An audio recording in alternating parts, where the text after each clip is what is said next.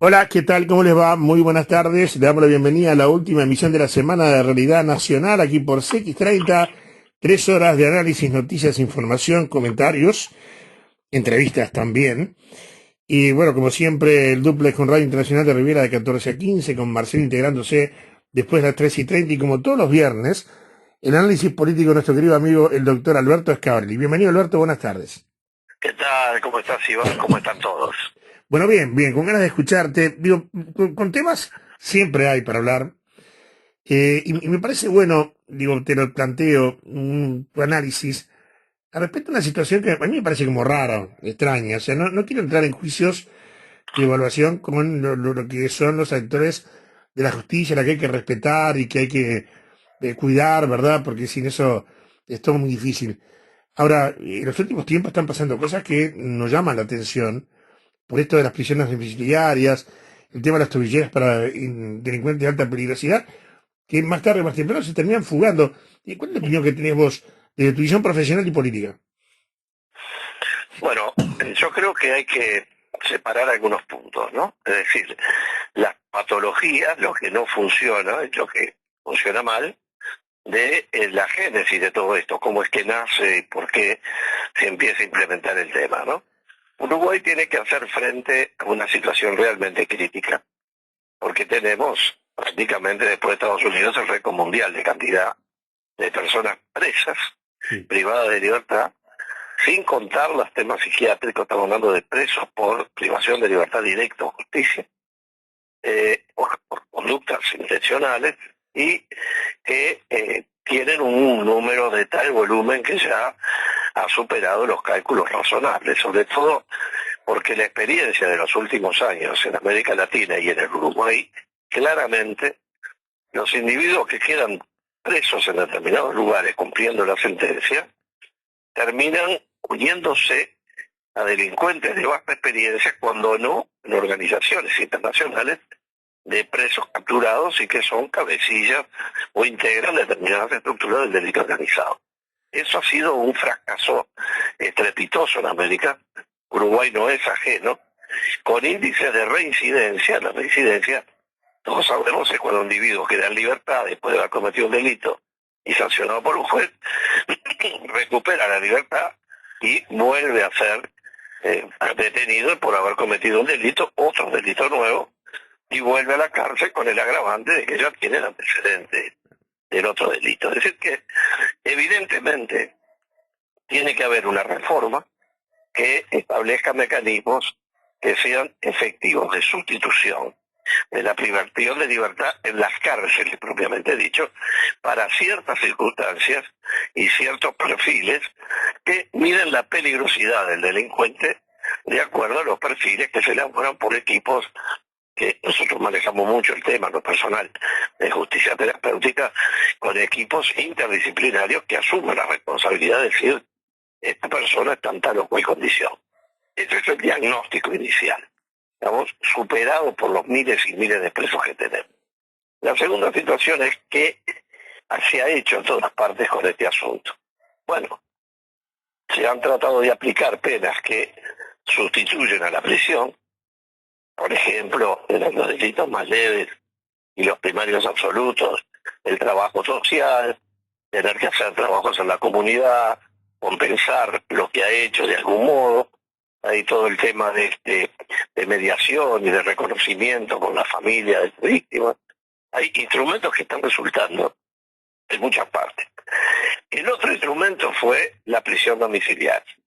La prisión domiciliaria evidentemente tiene solo dos modos de ser controlada: o que haya alguien verificando permanentemente dónde está el preso dentro de su casa, lo cual hay que disponer de un efectivo policial que lo controle, o de lo contrario establecer un mecanismo electrónico, que normalmente son las famosas tobilleras, que lo que hace es avisar cuando la persona sale de determinado circuito al que se le autoriza. Eso se programa, como tú lo explicas excelentemente en el artículo que leí en la mañana que escribiste.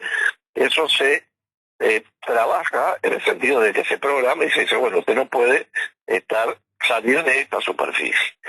Y hay un tercer elemento o una cuarta instancia, que es cuando a la persona no se le obliga a quedarse preso en su casa, de cumplir la prisión, la prohibición de estar en libertad, quedándose en su casa con una tobillera que le dice no puede salir más de acá, que es cuando hay incidentes de violencia o amenazas, en la que ahí se pone un sistema doble.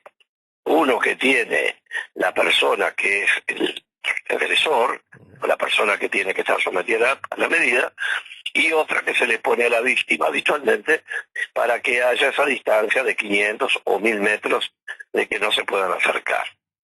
Ahora, evidentemente que todas estas otras, las que no son de tener a alguien preso efectivamente, son medidas que deben contar con mucho optimismo, en definitiva, ¿verdad? Porque si se trata de personas que se equivocan en la justicia, en el diagnóstico de poder utilizar un tema alternativo a la prisión, y pasa como se le da a un narcotraficante o una persona muy violenta y se le pone la pulsera no es un escudo que lo deja paralizado, sencillamente hay un anuncio que hace que la policía salga a buscarlo, pero si el individuo destruye la pulsera o la tobillera, cuando llegan a buscarlo encuentran la tobillera, si es que todavía funciona, pero el individuo ya puede estar lejos, muy lejos y hasta fuera del país, o rumbo a salir del país. Tenemos casos, que ese es otro tema que es interesante tener en cuenta.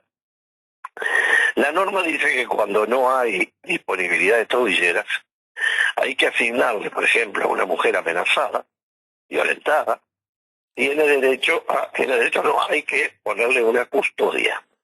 Y eso de tiene derecho también tiene que ver porque algunas personas no quieren estar con la custodia todo el día, ese es otro tema. El llamado 10-10, ¿verdad? En la jerga policial es el 10-10.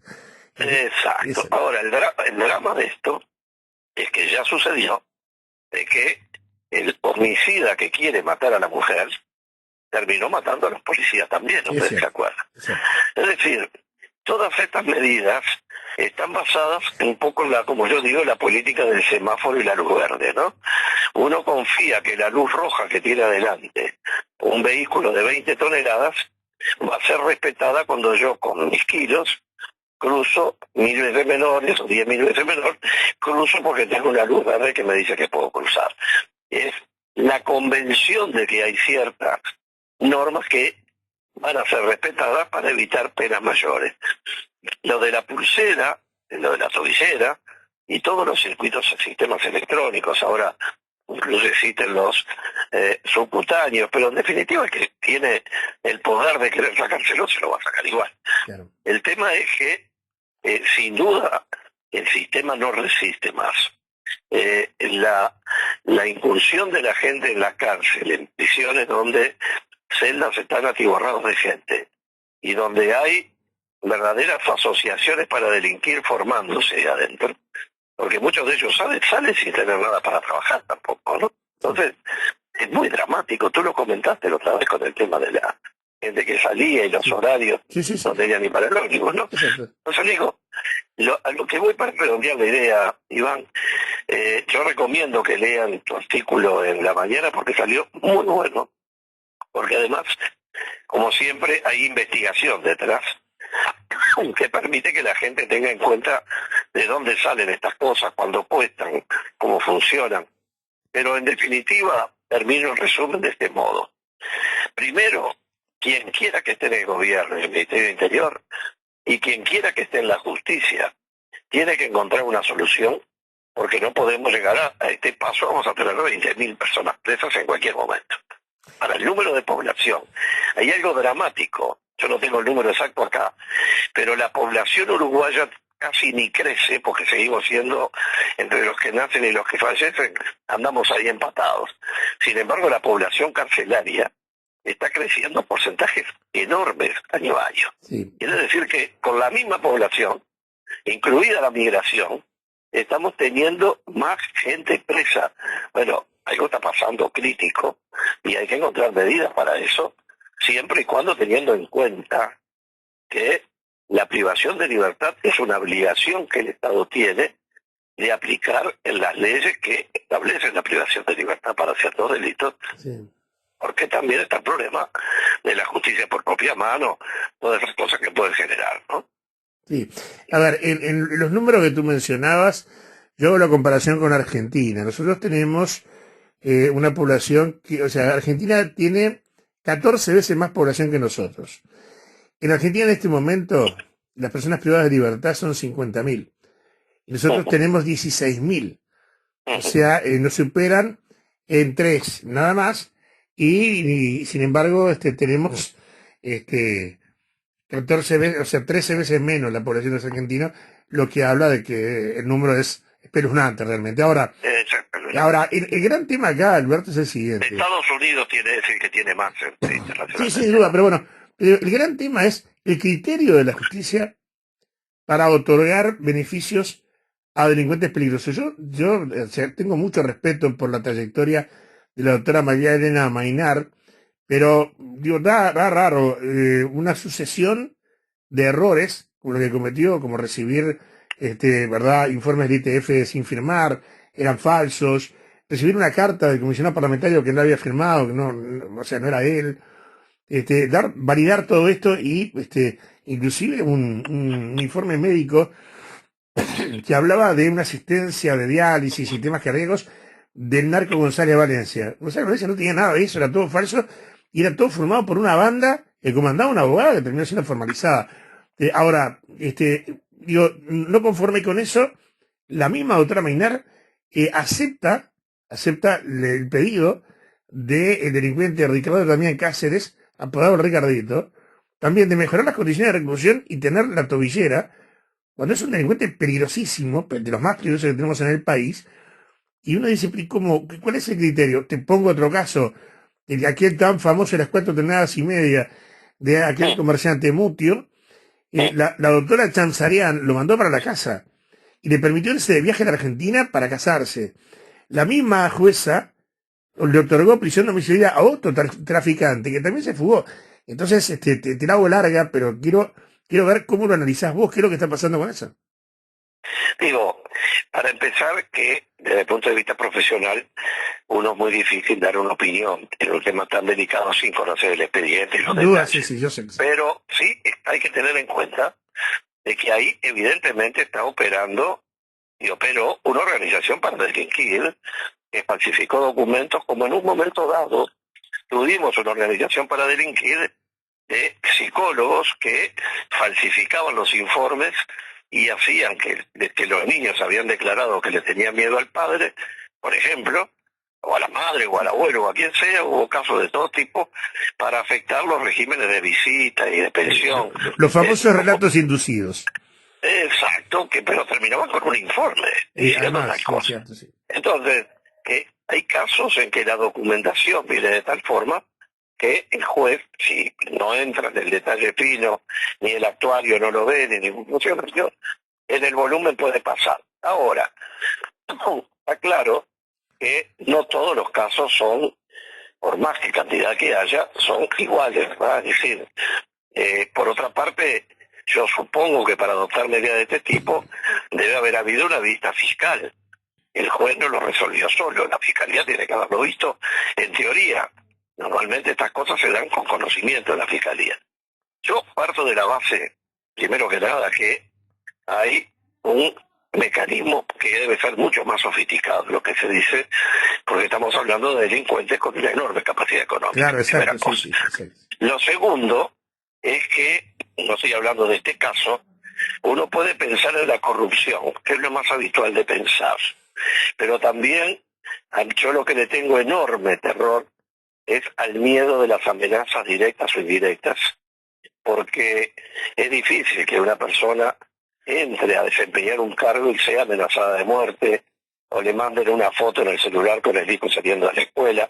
No tiene nada que ver con esto. Estoy hablando lo que he visto en materia internacional cuando manejaba el tema de delito organizado. Claro, pero Alberto, mira, te cuento. Pero quiero terminar esto, perdona, para que no me quede colgado. Dale. Ahora, aquí, partiendo de la base que la sofisticación de los hechos y su gravedad daba mérito a que no podía haber un sistema que solo dependiera de que sonara una alarma porque el individuo había salido de donde estaba. Claro. Eso me parece que ahí empieza el grave error de percepción, porque no es que esté atado con una cadena y no puede caminar más de 30 metros.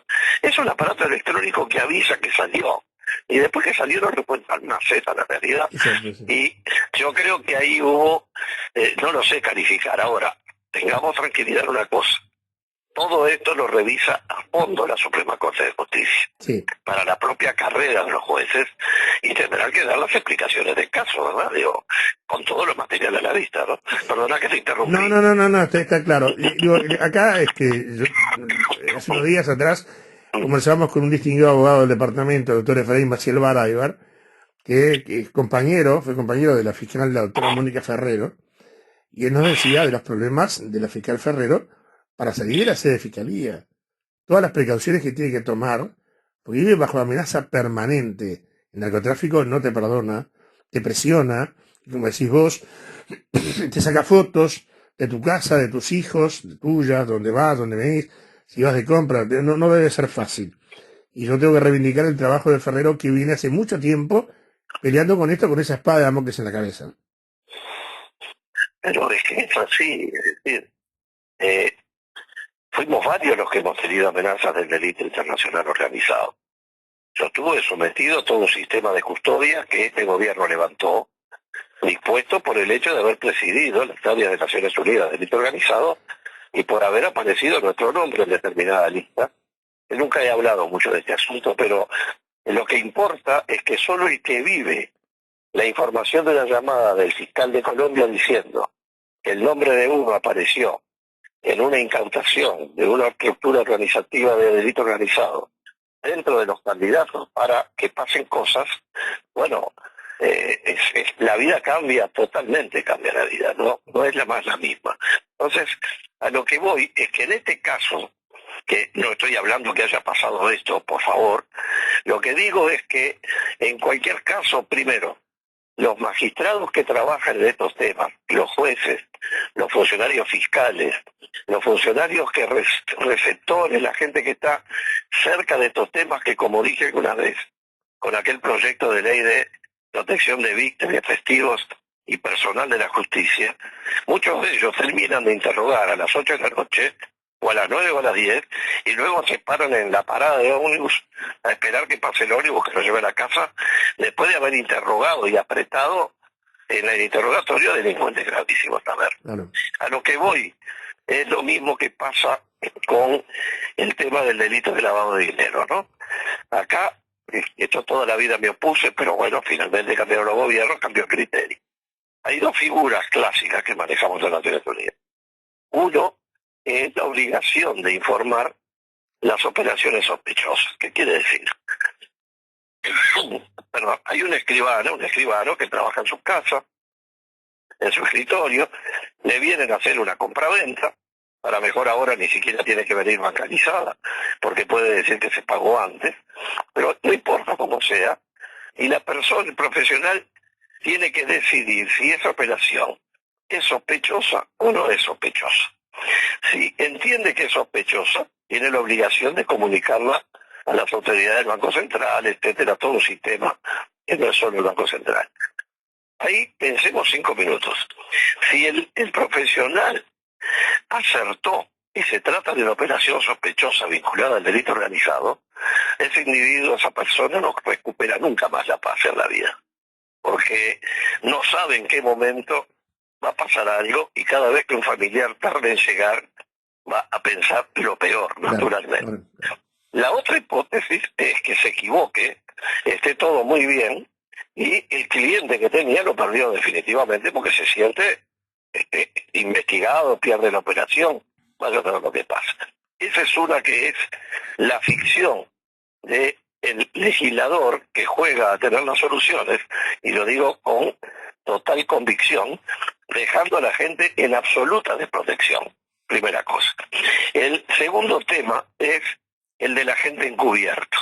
El agente encubierto, que todos lo conocemos por las películas, yo llegué a conocer uno en Londres, que había venido, estaba en otro lado y terminó ahí, y los individuos son funcionarios que la policía y los servicios de inteligencia introducen a las bandas delictivas.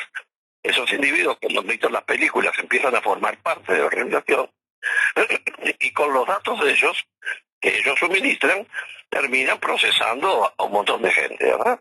Normalmente delitos pesados, complejos y sanguinarios. Ahora, en un momento dado en Uruguay, Naciones Unidas plantea que Uruguay, yo estaba presidiendo esa área, que Uruguay estaba entre los países que no tenían agente encubierto.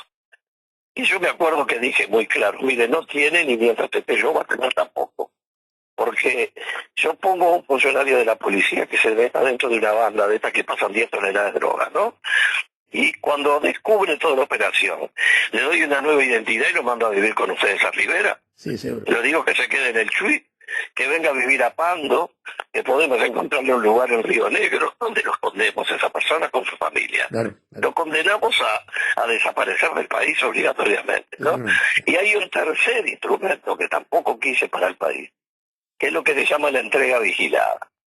A uno le avisan, la policía le avisa que va a pasar un embarque de los 10 toneladas de droga, supongamos, y que va a pasar por el puerto de Montevideo rumbo a no sé dónde. Entonces, las autoridades de los otros países le dicen, déjela pasar, porque así sabemos quién lo va a recibir.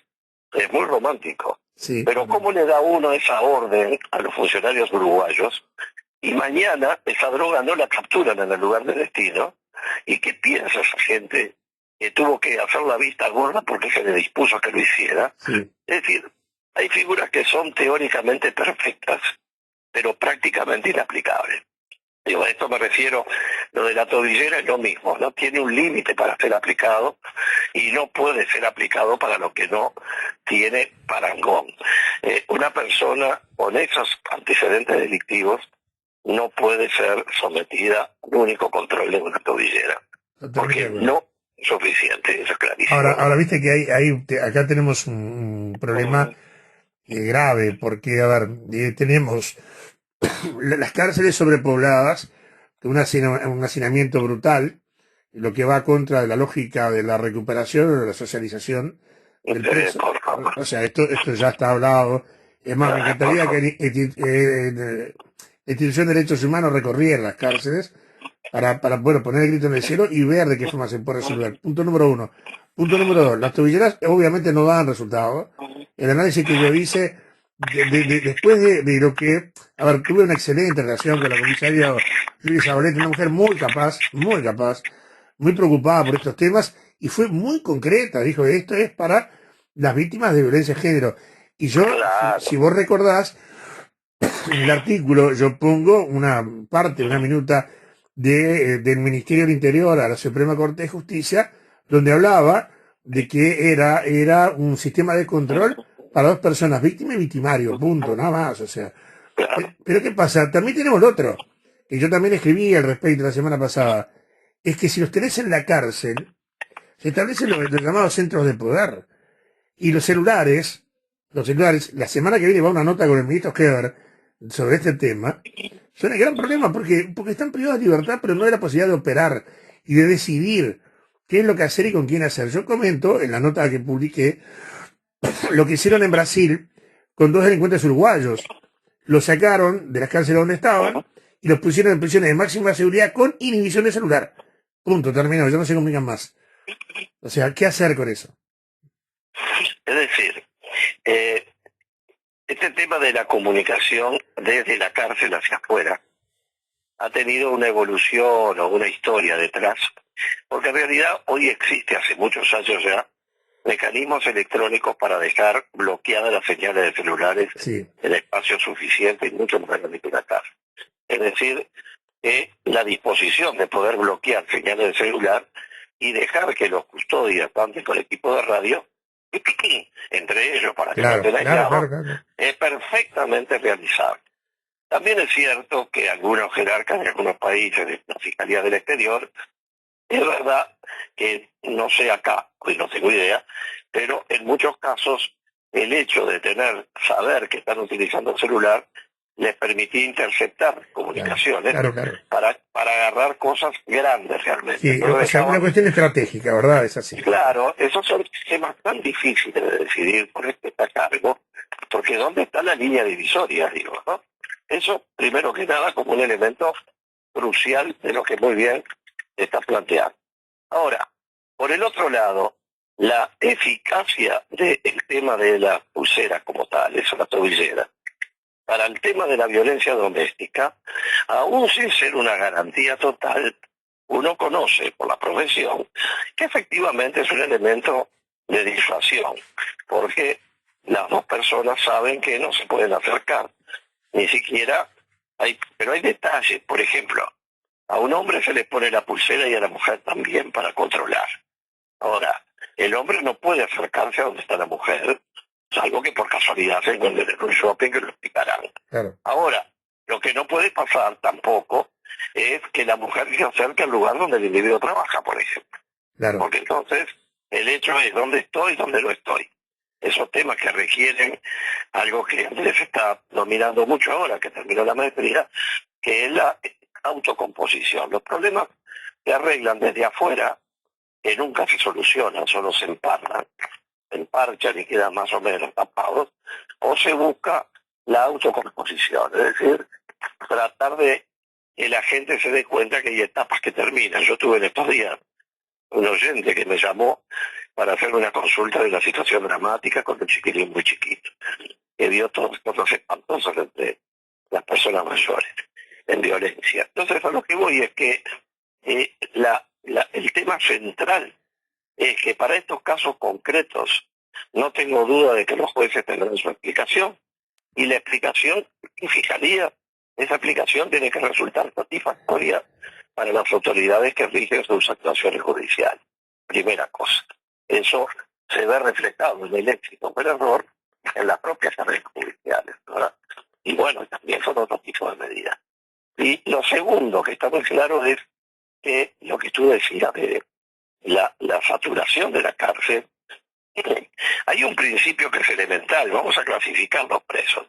Para acá van los muy malos, para aquí van los medio malos, para ahí los poco malos. De este lado los delincuentes que vienen del exterior, y de este lado los tipos que se dedican al delito organizado y no sé qué historia. En teoría parece facilísimo. Ahora, es muy difícil si no hay cárceles específicamente para eso. Claro. Pero además, cuando uno junta a los capos mafia, como pasó con los que estaban en cárcel central y se encontraban, no sé qué, termina creando una unidad perfeccionada, porque no estarán en contacto con los delincuentes comunes, pero ellos mismos generan una unidad de funcionamiento. En fin, estos temas están tan estudiados, son tan conocidos, y yo diría que, yo dije hace muchos años, que después de, lo habíamos visto en Perú con la cicatoea, ahí lo aprendí, después de 3 años de consumo de pasta base, nace un núcleo de personas afectadas por la droga que tiene que cambiar toda la estrategia de la seguridad pública en el país. Porque empieza a aparecer un grupo de 100, 200, 300 personas que lamentablemente son irrecuperables. Digámosle con todas las letras, que terminan siendo la carne de cañón, que terminan siendo sicarios, gente que tiene un vocabulario menor a las 200 palabras, es decir, gente que tiene ya una pérdida de salud mental, que es muy difícil la recuperación. Y eso lo dije hace ya más de 10 años. Y bueno, y Uruguay tarda en esas cosas, como dije alguna vez, les parece que el mundo queda demasiado lejos. Es más, alguien me dijo una vez, lo que pasa es que estás demasiado comprometido con lo que ves que pasa en el resto del mundo, ¿no? Sobre todo en Centroamérica, sí, cuando hay millones de oficiales. Y bueno, uno lo que ve sabe que el mundo es chico y que las cosas van y vienen, como era el tema del problema que se armó con Ciudad del Este y lo que era la mafia, claro, que estaban instaladas ahí viniendo para acá. Correcto. Y por último, hay otro tema, que no es por último, pero digo, también a tener en cuenta, es el debate sobre la pulsera puesta a menores de edad. Sí. Es decir, yo creo que hay que pensar muy bien, y un muchacho que infringe la ley con peligrosidad manifiesta, porque tiene 15, 16 o 17 años, no es necesario ponerle una tobillera para saber qué está haciendo mientras se están aplicando las medidas pendientes de rehabilitarlo si se puede. Me parece que tenemos algunos debates muy teóricos está a la espalda de la realidad, con los números espeluznantes que estamos teniendo, que realmente generan preocupación. Y después uno escucha campaña de que la gente no tenga armas, ¿verdad? A ver, el tema es que el problema es que no tengan armas que no sepan usar y no estén registradas. Claro, correcto, sí. Pero ¿quién le va a decir a un individuo que tiene familia, usted aunque saque la guía, tenga el porte de armas, prueba lo que tiene, tenga la tenencia, el tata, todo lo demás, no puede tener un revólver en su casa y le caen 5 y pueden hacer cualquier cosa con su familia? La teoría es muy buena, todos estamos de acuerdo que mejor que no haya, pero lo bravo es cuando uno desarma la parte más frágil y saben los demás que pueden actuar con impunidad. En fin, hoy estamos con temas muy complejos que pueden generar mucho debate, pero que realmente hay que tenerlos en cuenta, ¿no? Estimado Alberto, gustazo de escucharte y te propongo para la semana que viene un tema que nos va a ocupar todo un espacio, claramente, y es el conflicto de la hidrovía, lo que se viene. Esto viene muy complicado. Con mucho gusto. Hasta la semana que viene, un abrazo. Hasta la semana que viene. Bien, estuvimos con mucho placer escuchando al doctor Alberto Schiavarelli. Vamos a la pausa, a la vuelta se integra Marcelo para hacer el segundo bloque de Realidad Nacional.